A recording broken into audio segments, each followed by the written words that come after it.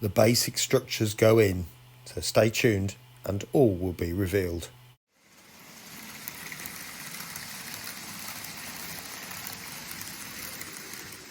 Well, good afternoon everyone and welcome back to Piccadilly. Now, I've brought the board downstairs and as you can see, I have started to do a little bit more. Now, two projects on the go, as you can see, is the road. I've now lined it with a basic card and that will be then papier mache'd over the top. And I'll do that in a minute. And I've also I've surfaced the platform. And then these are 3D printed sides for the building so far. There's not an awful lot there. So then obviously that will be covered next in a brick paper and then I can start detailing up those, I suppose you can call them windows even though they're blocked up. But I will crack on and I will show you more in a bit.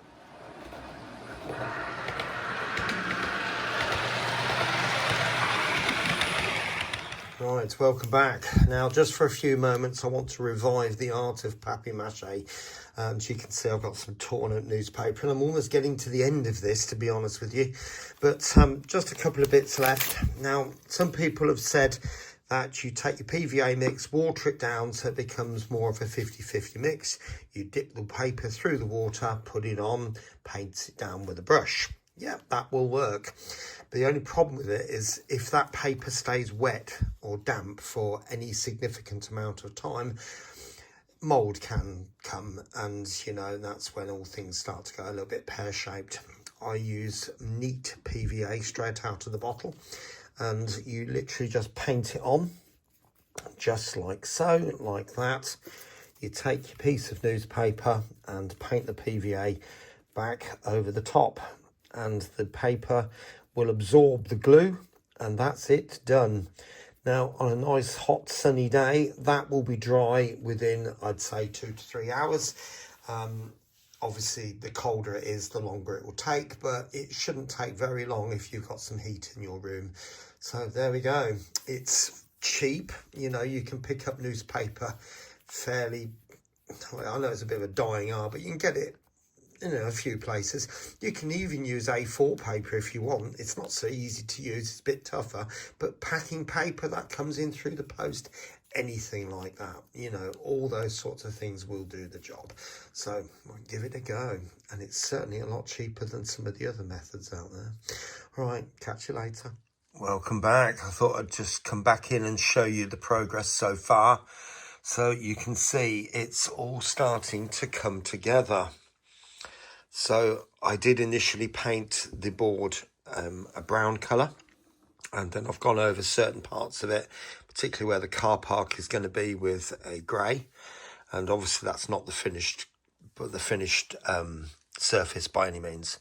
But I've also gone ahead and started making these other parts as well. So this would be the B&M store, and I did realise afterwards that this part here wasn't part of the station. I don't know whether it is part of B&M.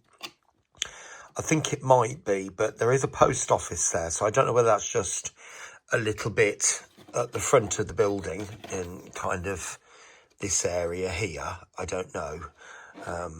And all of that be B&M. I've never been in there, so you know, if you know that and it's an L shape, then please say. But yeah, I've gone ahead and made this. This is all 3D printed, and the bottom section, you can see I've put grooves in there just to help sort of locate these rafters, if you like. This is going to be totally covered. You won't see any of it, so you know, it really doesn't matter what the inside looks like in that sense. But that's gone there like that.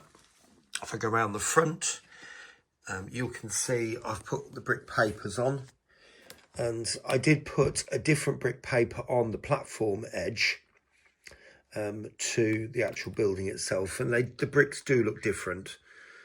And that bit there is literally just placed. All those three parts are leaning against the platform edge, and that's an indication of the building that's going to go there, which is effectively three, I say shops, but businesses, not totally sure. There'll be a car park area there. Maybe, I don't know, maybe another indication of a building there. But bearing in mind we're actually back onto the part of the layout there in Piccadilly that it might look a bit weird. So it might be just easier to leave it. I don't know at the moment. So, you know, it's just an indication. And we're certainly coming along. So what am I going to do now? Well, obviously carry on where I am. I'll get that part glued up. I am going to put a base in there. And you might wonder why this wall here doesn't go right to the edge.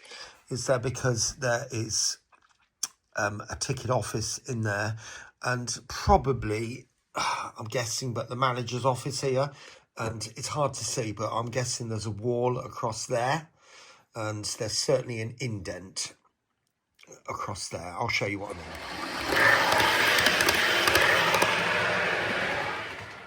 Right, this is the entrance coming in from the platform. So, in other words, that area going in down there. Let's just take a wander through. Now, you'll notice there are two windows here. One, and there's another one just there. Now, I know the piece is lying down, but I could only fit one in. And the reason for that is because you'll realise that I've had to squash up this area here behind the buffer. Otherwise, I'd struggle to get the train in. And obviously, I can't afford to do that. But if we keep going through the ticket barriers to the left, and you'll notice there's a door there, and that is the door represented by that doorway there. Again, I know they're lying down, which I think is probably, actually looking at that, looks like some kind of store cupboard, doesn't it, with a door like that. But going through the barriers there, you'll see that this is the ticket office area. Well, that bit is anyway. Obviously jumped ahead a little bit there, didn't it? But there, you can see it there. So you've got a door definitely going in there. And that's the door I've just been referring to. So that must be a ticket machine. And then you've got this window here to buy your tickets. And that's possibly the station manager's office, or through there, maybe staff office or whatever. But you can see the idea, can't you? And obviously it gives you a good indication of what that concourse is like. Quite a nice area, really. So I'm going to go ahead and start making that now. I'm going to put in a base floor first of all, and the reason for that is because I want this unit to be removable initially, just to help me sort things out. It's easier to, when I come to paint it up, cover it in papers and that sort of thing, to be able to remove it, but cover the paper around in one wrap, as opposed to trying to fiddle about holding all of this at the same time. So yeah, I should put the base in there, which will allow me to lift that out and build the wall going down there, and etc, etc, etc. Right, I'll get back to you shortly.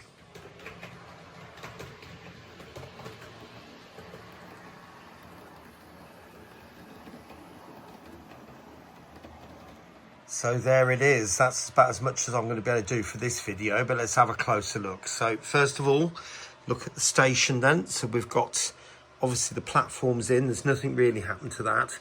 And the building has come along. If I take you closer, you can see the painted surrounds to each of those, I say windows, but they're blocked off, painted dark green. There's a door.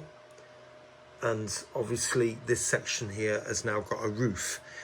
That is not finished yet. I'm not happy with that at the moment. It will get done. But let's take you over to this piece. So this is the section inside the station area where the ticket office is. I showed you this in an earlier clip. So there's obviously that door I was referring to earlier on. And the ticket machine is now in, and the door going into the ticket office. And if I can get it, the light better there, you'll hopefully be able to see the ticket office itself with a blue countertop. just like that.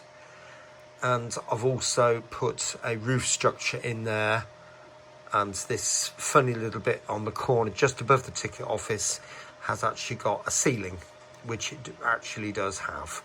And again, we've got this one single light there, or window, and you can see the start of the other side there. Obviously that needs a lot of tidying up and windows putting in there, and I think they are proper windows. And you can see I've made this sort of pressed together section, so that literally just presses over the top like that for the time being, so I can take that off and work on it. Now probably the biggest thing you'll notice here is now this section of roof has got the rafters fitted, and obviously the roof tiles will go over the top of that. So this door has now been painted up, and there is that blocked off window. And obviously there are two more sort of lean-to buildings go here. I just haven't got round to those yet at all. But you can see the shape of the road as it comes in. So there's obviously the main road down here, and then there's like well, it's like an industrial unit type entrance, to be honest. But you come in down here, and then there'll be parking spaces down here. Now, the real thing, there is parking here, but I don't think I'm going to have space for all of that, to be honest. So I think it might just be a case of just have it here and here. I don't know at the moment. I've got to leave space for the lorry to turn around. And yes, I am aware that it's a Tesco lorry. You'd never believe it. I've had another lorry for years and years and years, not had anywhere to put it, and now suddenly I've got somewhere to put it. I can't find it. It's the way life is, isn't it? But yeah, you can see that, and I've also put these brown mounds in, learn to speak, and that will just be grassy banks, and that will obviously go down to this area down here where the bridge will be. So this has been papier-mâchéd and painted, as I showed you in an earlier clip. And one thing I've forgotten, bear with, which, as you've seen before, is that plate just there, which represents the ground shape of those businesses that are going to go there. And as I said before, there will be a car park in there. So anyway, I hope you've enjoyed seeing this next section of the build, if you like. Hopefully I will be able to carry on in the next week. I've got another week to go before we have to go back to school. Right, anyway, I hope you've enjoyed it. Catch you later, and I'll see you again very soon here on Piccadilly. Bye for now.